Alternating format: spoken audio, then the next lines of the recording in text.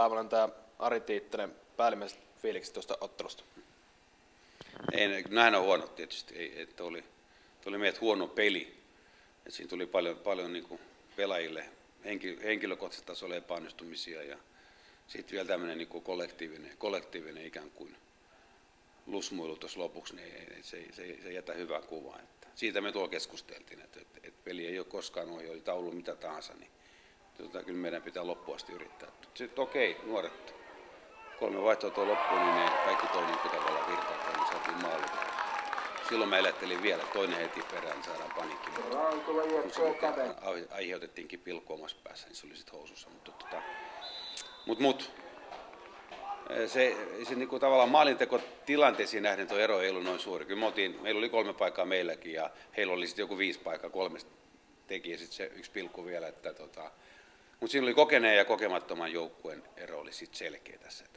Nämä pelasivat fiksusti tällä kentällä ja me yritettiin vähän liian hienosti pelaa. Siitä mä otan oman piikkiin, me lähdettiin liikaa pelaamaan tuolla kentällä. Että olisi pitänyt valita tylympi taktiikkaa. En tiedä, kun me voitettu, mutta ainakin hävitty vähän. Niin, tuosta kentässä sanotkin jo, miten näet, että tuo kentän kunto vaikutti teidän otteisiin vai voiko sen taakse piiloutua? Ei saa piiloutua, ei. Se kenttä tiedettiin huonosti, me oltiin kerran siinä harjoiteltu, se oli liukas ja huono, pehmeä, mutta naapuri, joka on pelannut enemmän näitä huonoja pelejä, kokeneet pelaajat, niin tiesi, että siinä ei kannata pelata tuon kummempaa palloa, heittää kärjille, tiputus, sitten pelattiin sitä eteenpäin yhdellä, että ei lähdetty etsimään mitään hienoa pelirakentelua, mutta me sorruttiin tänään siihen. Osittain mä annan luvan pelata, mutta kyllä mä tietenkin toivoin, että me ei tehtäisi tuommoisia riskejä. Mutta ei voi piiloutua kentän taakse, ei se tietenkään helppo. Jokainen vuosi mennä yrittämään tuonne noista pelaamista tuolla kentällä, mutta ei sen taakse me ei voida mennä. Kyllä tämä tiedettiin. Tästä puhuttiin ennen peliä. Paljon painotettiin. Niin, puhuitkin noista nuorista onnistujista, mutta keitä nostat ihan nimiä, jos nostetaan ylös, niin tuosta omasta joukkueesta niin positiivisessa mielessä? Kyllä mä liivoin, että mä vaksin tuossa pilkku edeltävä tilanne, että sattui paha pallonmenetys, niin mä liivoin, että mä kuitenkin silloin kun hän oli pallossa, niin sit syntyi vielä jotain.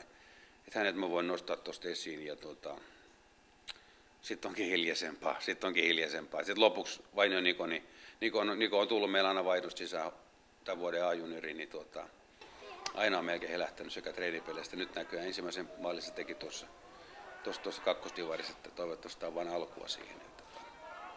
Et nuorten sisätulo oli sitten niinku piristysruiske, mutta ne oli katsellut tuossa hampaat purru ja katsellut tuossa kentällä huonoa tekemistä, niin heillä oli sitten halu näyttää. Ja hyvä niin. No, tappio tuli tänään, mutta miten nyt tästä eteenpäin jatketaan? No tämä oli mulle yllätys. Tämä oli mulle sillä tavalla yllätys. Mä odotin paljon vahvempaa ja tiukempaa esitystä. Vastustaja oli myöskin tyly, se oli hyvä. Silloin kun oli paikka, ne pani pallon pussiin hyvällä prosentilla, mutta ei tapahtunut semmoista, mitä tapahtuisi, kun ollaan tappiolla, että joukkue alkaisi tulevaan, kun ruvettiin katselemaan kengän kärkeä. Ja se oli mulle kyllä ja oikeasti yllätys, että mä odotin, että tällä joukkueella olisi ollut enemmän kantaa.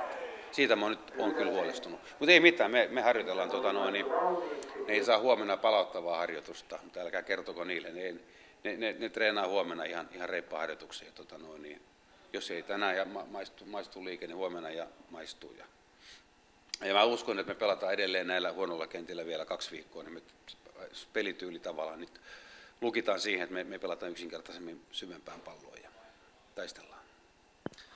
No niin, oikein paljon kiitos Ari. Kiitos. Kyllä tämä tästä.